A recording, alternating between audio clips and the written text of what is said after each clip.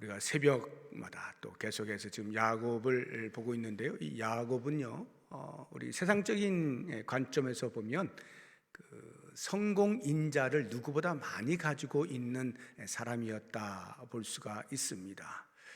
세상에서는 이러이러한 사람이 성공할 확률이 높다라고 말하는 그러한 요인들, 그런 것들이 야곱에게서 많이 이제 발견이 돼요. 예를 들면 어떤 근성, 내가 얻고자 하는 것에 대한 그 간절함, 근성이 있죠. 그래서 장자의 명분을 얻는 일이라든가 아니면 장자의 받을 축복을 얻는 이러한 것들에 대하여서 자기의 것이 아님에도 불구하고 그것을 차지하기 위한 근성이 있는 모습들, 이런 것은 세상살이에 있어서 참 중요하게 여기고 있는 것 중에 하나입니다. 그런가 하면요, 적당한 거짓말, 적당한 사기, 임기응변에 아주 능하죠. 상황을 보고 그 상황에 적당하게, 비록 그것이 거짓말이라 할지라도 일을 되게 만드는 것이라고 한다면 적당히 사용하면서 하는 이러한 것들도 세상적 관점에서 보면 성공하는 사람에게 있어서 아주 필요하다라고 말들 하고 있는 그러한 것입니다. 겉으로 대놓고는 안 하지만 사실 속으로는 다들 그 정도는 해야 돼, 그래야 이 험한 세상 살아갈 수 있어, 이렇게 이야기하는 요소 중에 하나죠. 그런가 하면요, 야곱은 꼭 그런 쪽으로만 성공인자를 가지고 있는 것은 아닙니다. 아주 중요하게 여기고 있는 성실성, 열심, 이런 것들도 야곱의 삶에서 우리가 얼마든지 찾아볼 수 있는데요. 예를 들면 자기의 그 아내를 찾는 일에 있어서 외삼촌 라반의 집에 가서 이제 라헬이 눈에 들었잖아요. 그래서 그 라헬을 자기의 아내로 삼기 위하여 7년을 봉사하지 않습니까? 그런데 레아를 주잖아요, 언니를. 그러니까 다시 라헬을 얻기 위하여 또 7년을 봉사하겠다라고 해서 도합 라헬을 위하여 자기 아내, 자기가 사랑하는 아내를 얻는 일에 14년이라고 하는 시간을 투자를 할 만큼 아주 성실한 것을 볼 수 있어요. 그러면서 그가 이런 이제 이 창세기 저자의 눈에 야곱을 이렇게 평가하죠. 우리 29장 20절을 보시면은, 야곱이 라헬을 위하여 7년 동안 라반을 섬겼으나, 이제 첫 번째 7년을 이야기하는 거예요. 그를 사랑하는 까닭에 7년을 며칠같이 여겼더라. 그 정도로 열정적으로 성실하게 그 7년을 채워주는 이런 모습을 볼 수 있는데, 총 14년을 그렇게 라헬을 위하여 하는 것을 볼 수 있어요. 그런가 하면 그가 왼손 라반의 집에서 20년을 지내게 되는데, 그 14년 이후에 다시 6년 동안을 이제 정식 품삯을 받는 사람으로서, 종으로서 계약을 맺어서 라반의 재산을 증식하는 일에 투자를 하게 되는데요, 그때도 많은 증식을 시켜주는 것을 볼 수 있어요. 매우 성실하게 라반을 위하여 일했던 자신의 모습을 고백하는 내용을 우리가 볼 수가 있는데요, 31장 38절 이하에 보면, 내가 이 20년을 외삼촌과 함께 하였거니와 외삼촌의 암양들이나 암염소들이 낙태하지 아니하였고, 또 외삼촌의 양떼의 순양을 내가 먹지 아니하였으며, 물려 찢긴 것은 내가 외삼촌에게로 가져가지 아니하고, 낮에 도둑을 맞았든지 밤에 도둑을 맞았든지 외삼촌이 그것을 내 손에서 찾았으므로 내가 스스로 그것을 보충하였으며, 내가 이와 같이 낮에는 더위와 밤에는 추위를 무릅쓰고 눈 붙일 겨를도 없이 지냈나이다 해서 얼마나 열심히 성실하게 일했는가를 단적으로 보여주고 있어요. 이렇게 이 야곱의 그 삶을 보면 이렇게 살면 성공하지 않을 수가 없겠구나 할 만큼 아주 많은 그 요인들을 가지고 있는 것을 볼 수가 있어요. 그런데 그러한 야곱에게도 피할 수 없는 콤플렉스가 하나가 있었습니다. 극복하지 못하는 그 콤플렉스. 이 콤플렉스라고 하는 말은요, 보통 우리가 이제 심리학에서 쓸 때 이제 강박관념, 뭐 이렇게 드러내기 부끄러운 것, 숨기고 싶은 것, 주눅 들어 있는 것, 뭐 이런 거를 이제 우리가 보통 콤플렉스라고 해요. 그래서 우리가 뭐 어떤 콤플렉스라고 하면, 예를 들면 외모에 대한 컴플렉스가 있다 이런 말을 많이 하잖아요. 또는 뭐 학벌에 대한 컴플렉스가 있다, 물질에 대해 재산에 대해서 컴플렉스가 있다, 내 자녀들에 대해서 뭐 컴플렉스가 있다, 내 집안 배경, 내 출신 이런 것들 등등 이런 것들이 이제 각 사람마다 다양하게 자신의 컴플렉스로 가지고 있는 것을 볼 수가 있어요. 그래서 어떤 사람이든지 몇 가지씩은 가지고 있는데요. 이 컴플렉스의 대부분은 심리적인 요인이 크게 작용을 합니다. 예를 들면 다른 사람이 볼 때는 그거 별거 아니에요. 아무것도 아닌데 본인에게는 굉장히 크게 느끼는 거예요. 그래서 야 그거 괜찮아, 아무것도 아니야, 괜찮아 하는데 정작 자신은 그것 때문에 늘 주눅들어 있는 이런 것을 가리켜서 이제 컴플렉스라 하는 것입니다. 그래서 이런 컴플렉스가 이제 내가 가지고 있는 컴플렉스가 드러나게 될 때 보통 사람들은 두 가지 반응을 합니다. 하나는 쥐구멍을 찾는 거예요. 피하는 거죠. 수치스러우니까, 부끄러우니까, 얼굴을 들 수가 없으니까 도망을 가는 이러한 반응을 하는가 하면, 또 다른 하나의 반응은요, 이 속에서 방어 기제가 나와가지고 어떤 정도 이상의 분노를 표출하는 거예요. 그렇게까지 화낼 게 아닌데 저 사람 왜 저러지? 할 정도로 자기 자신을 방어하기 위해서 강력한 분노를 표출하는 이러한 이제 경우들을 우리가 보게 됩니다. 여기 계신 분들도 저를 포함해서 아마 적어도 한두어 가지씩은 다 어떤 컴플렉스를 가지고 있지 않을까 이런 생각을 해보게 됩니다. 근데 야곱이 그런 컴플렉스가 있었단 말이죠. 그것을 소위 에서 컴플렉스라 이렇게 우리가 부릅니다. 에서 컴플렉스.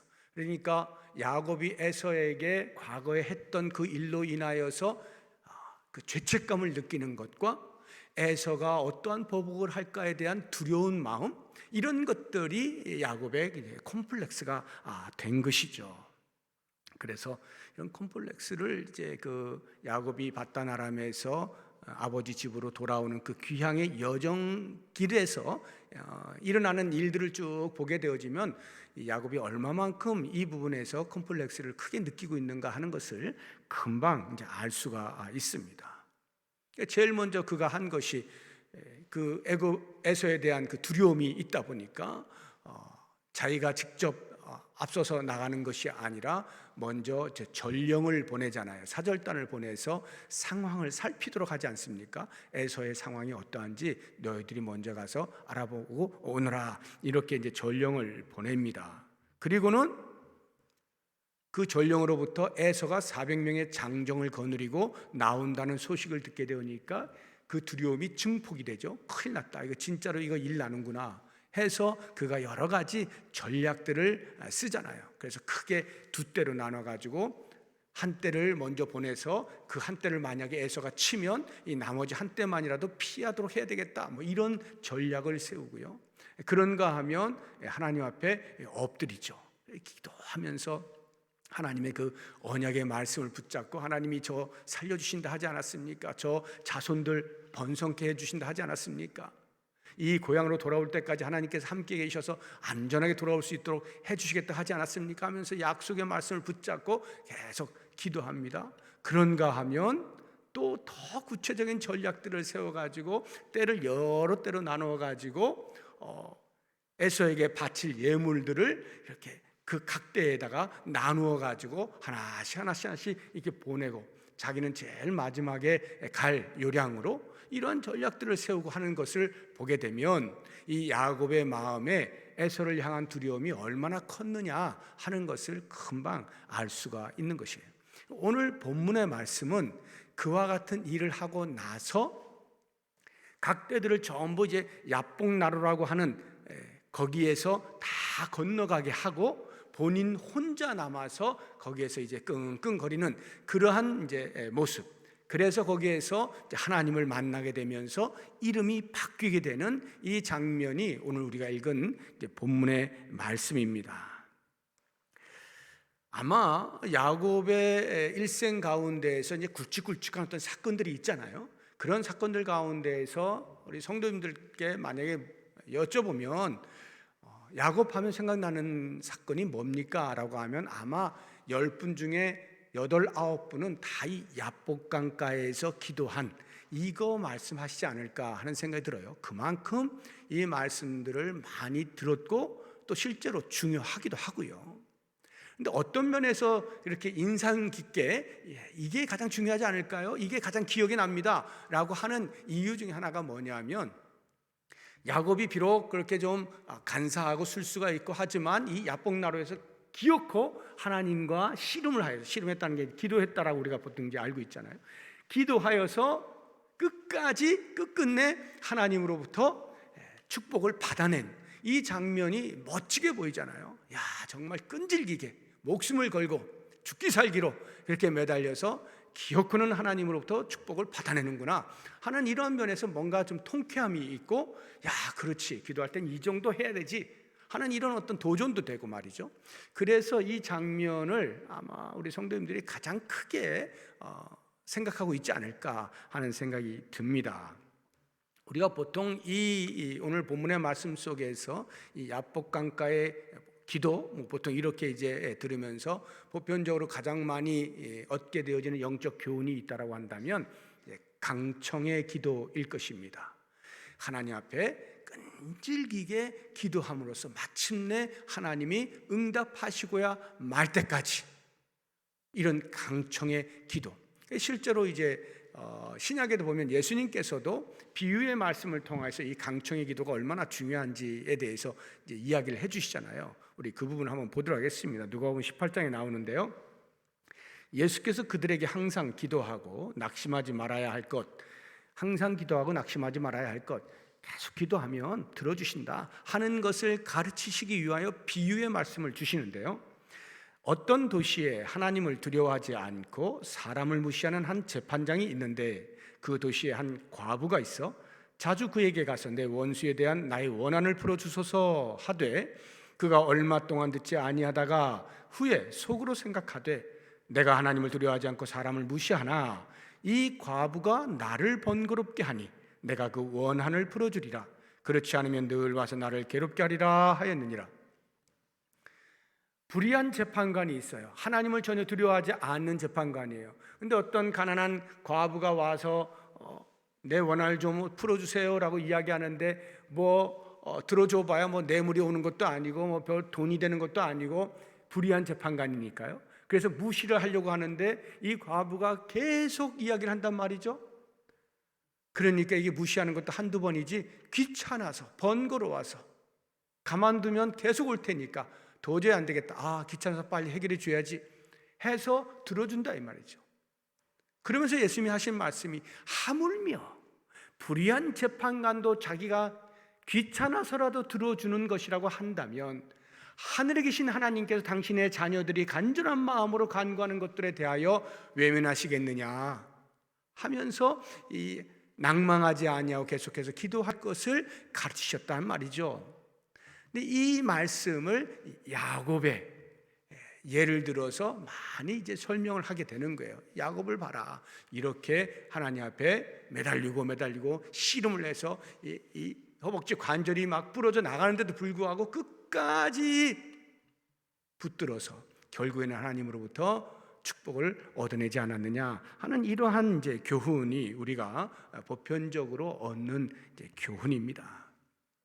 오늘 이제 저는 이제 그 부분은 여러분들이 많이 들으셨으니까 조금은 생소할 듯한 그 이면에 담겨 있는 이 본문에 정말로 이야기하고 싶은 그 이야기를 좀 하려고 해요. 이면에 담겨 있는 교훈이 뭘까를 한번 찾아보려고 하는 것인데요. 이런 것입니다. 야곱이 끈질기게 기도하여서 마침내 하나님으로부터 응답을 받은 그런 내용이 아니라, 하나님께서 야곱에게 찾아오셔서 하나님이 무엇인가를 설득하시는데 그 설득에 넘어가지 아니하고 자기 고집을 계속 부리다가 하나님으로부터 매를 맞아서 끙끙거리고 결국에는 하나님이 넌 도저히 내 말을 안 듣는구나 돌아가시려고 하는데, 그때서야 비로소 정신을 차리고 야곱이 항복을 하는 이러한 장면으로 볼 수 있다 하는 것입니다. 이 부분을 한번 여러분 제가 설명을 드릴 테니까, 잘 들어보시기 바랍니다. 야곱이 야복나루에 홀로 남았어요. 어떤 생각을 했을까요?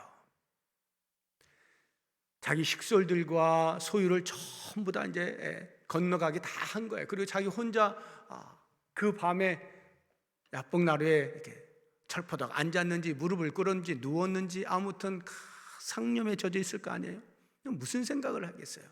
야, 내 인생이 왜 이렇게 꼬이냐? 그 한 번 에서에게 실수한 그 일로 인하여서 생각지도 않게 20년이라고 하는 타향살이를 하지를 않나? 그 20년 동안 온갖 고생을 다 하지를 않나? 이제 좀 돌아오려고 하는데도 또 이렇게 장벽이 있네. 에서라고는 이 장벽 때문에 이 두려움에 어쩔 줄 몰라 하는 자기 자신을 보면서 한심하다는 생각도 들 것이고, 내가 왜 이 에서를 이렇게까지 두려워해야 되는가, 이런 생각도 할 것이고, 어디에서부터 잘못돼서 이런 일이 벌어지게 되었느냐, 이런 생각도 할 것이고, 도대체 어떻게 하면 이 공경으로부터 벗어날 수 있을 것인가. 야, 정말 외롭다. 이 문제를 해결해 줄 사람이 아무도 없구나 하고는 끙끙거리고 혼자서 상념에 젖어 있지 않았겠느냐 하는 추측을 해볼 수가 있습니다. 바로 그와 같은 때에 하나님께서 야곱을 찾아오시는 거예요. 24절 한번 보세요. 야곱은 홀로 남았더니 어떤 사람이 날이 새도록 야곱과 씨름하다가 어떤 사람이 찾아오는 거예요. 야곱이 어떤 사람을 부른 게 아니에요. 야곱이 하나님을 향하여서 외친 게 아니에요. 어떤 사람이 야곱에게 찾아온 겁니다. 그 어떤 사람이 이제 하나님이시잖아요. 하나님이 야곱에게 찾아오신 거예요. 왜 찾아오셨을까요?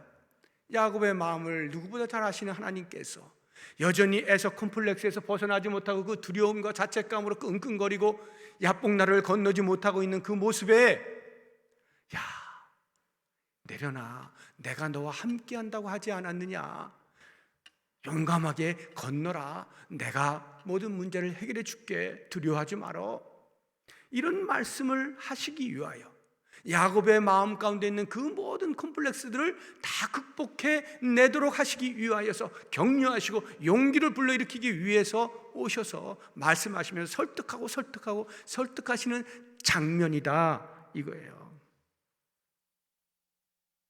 실제로 이 야곱이 얼마만큼 두려움 가운데 있었는지 하나님께서 야곱이 그 가는 길에 말이죠, 천사들을 통하여서 하나님의 군대를 보여주시지 않습니까? 한번 볼까요? 32장 1절 2절에 보면 나오는데, 야곱이 길을 가는데 하나님의 사자들이 그를 만난지라 야곱이 그들을 볼 때 이르기를 이는 하나님의 군대라 하고 그 땅 이름을 마하나임이라 하였더라.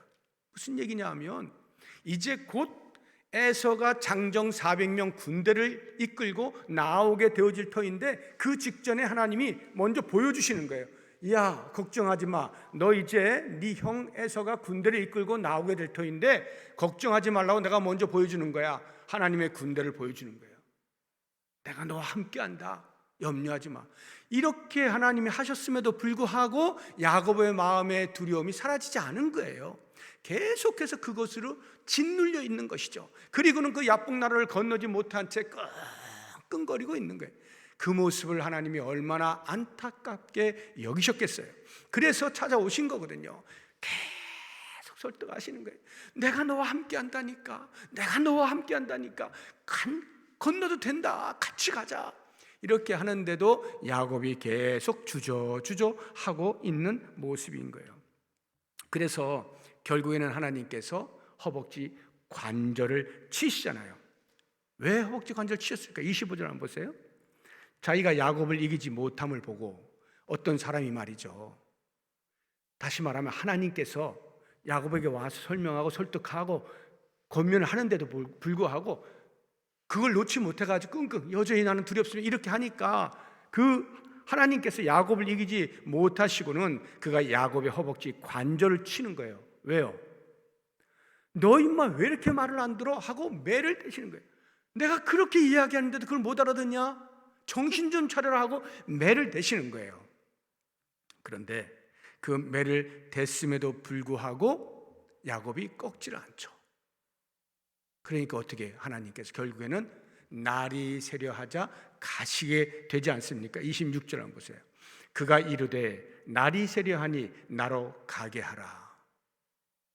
하나님이 계속 설득하시는데도 말을 안 듣고 끝까지 고집을 피우고 자기의 그 두려움과 그 컴플렉스 그대로 쥐고 있는 거예요. 그러니까 아유 너는 안 되겠다. 하나님이 가시려고 하는 거예요. 그럼 우리가 이제 이 장면에서 왜 하나님이 가시지? 몇 가지 되신 분이 그럼 아예 그냥 굴복을 시키시면 될 텐데 왜 그렇게 하지 않으셨지? 하는 의아심이 생길 수 있어요. 왜 그러셨을까요? 하나님은 우리를 인격적으로 대우하시기 때문에, 다시 말하면 아주 특별한 경우를 제외하고는 우리를 강압적으로 강제적으로 하나님께서 끌어오시는 경우가 없어요. 다 선택하게 하시는 거예요. 제시를 하시고 우리로 하여금 붙들어 스스로 자유의지를 동원해서 하나님의 뜻에 순종하기를 기다리시지, 하나님이 그냥 붙잡아다가 무조건 끌고 가시는 그런 분이 아니시거든요. 우리의 자유의지를 존중하신단 말이에요. 하나님의 형상을 따라 지음받은 인간의 그 가치를 존중하시는 거예요. 그래서 계속 설득하고 때로는 매를 대시면서까지 하시는데도 불구하고 거절을 하니까 하나님이 알았다 하고는 떠나가시는 모습이 나로 그만 가게 하라 하는 것입니다. 자, 그런데 그 다음이죠. 그 다음에 보시게 되면 야곱이 붙들지 않습니까? 다시 26절을 보세요. 뒷부분을 보시게 하면 야곱이 이르되 당신이 내게 축복하지 아니하면 가게 하지 아니하겠나이다. 지금 이 26절의 말씀이 말이죠. 날이 새려하니 나로 가게 하라. 야곱이 이르되 내게 축복하지 아니하면 가게 하지 아니하겠나이다. 바로 연결이 돼 있어가지고 이 시간의 간격에 대한 이해가 그 속에서 우리가 이렇게 얻어내질 못해서 그러는데, 제 설명을 들어보시면 하나님께서 그렇게 설득하시는데도 말을 안 들으니까, 매를 대시는데도 말을 안 듣고 계속 고집을 피우고 있으니까 알았어, 나 간다. 가시려 할 때에 이 야곱에게 밤새도록 그 하나님의 설득의 말씀을 다 들었는데도 불구하고 자기가 스스로를 내려놓지 못하고 끙끙거리고 있다가 결국에는 하나님이 가신다라고 할 때 그 마음의 심경에 변화가 일어나는 거예요. 시간적 간격이 있는 거예요. 그 변화 속에서 야 이거 이번에 하나님 놓치면은 나 영원히 해결하지 못할지도 모르겠다 하는 마음이 들었을지 모르겠어요. 그래서 결국에는 하나님 앞에 두 손 두 발을 다 들고 알았습니다. 하나님 항복합니다. 하나님 은혜가 아니면 제가 한 발짝도 걸을 수 없으니 저의 이 두려운 마음들 하나님 믿고 제가 벗어나겠습니다. 극복하겠습니다. 도와주십시오. 이렇게 하는 것이 지금 이 말씀이다 하는 거예요. 당신이 내게 축복하지 아니하면 제가 가게 하지 아니하겠나이다. 우리는 이 말씀에서 강청의 기도를 하잖아요. 하나님 절대로 제가 요청하는 거 안 들어주시면 절대 못 가십니다. 막 가랑이 붙잡고 흔드는 것으로 이해를 하지만 실제로는 반대라는 거죠. 하나님의 설득 앞에 굴복되어져서 드디어는 항복을 하는 그러한 모습으로 우리가 보아야 한다 하는 거예요. 그래서 호세아서 12장 4절을 보면 야곱에 대한 표현이 나오는데요, 아주 흥미로운 표현이 나와요. 한번 보시죠. 천사와 겨루어 이기고 울며 그에게 간구하였습니다. 이게 지금 야곱에 대한 이야기예요.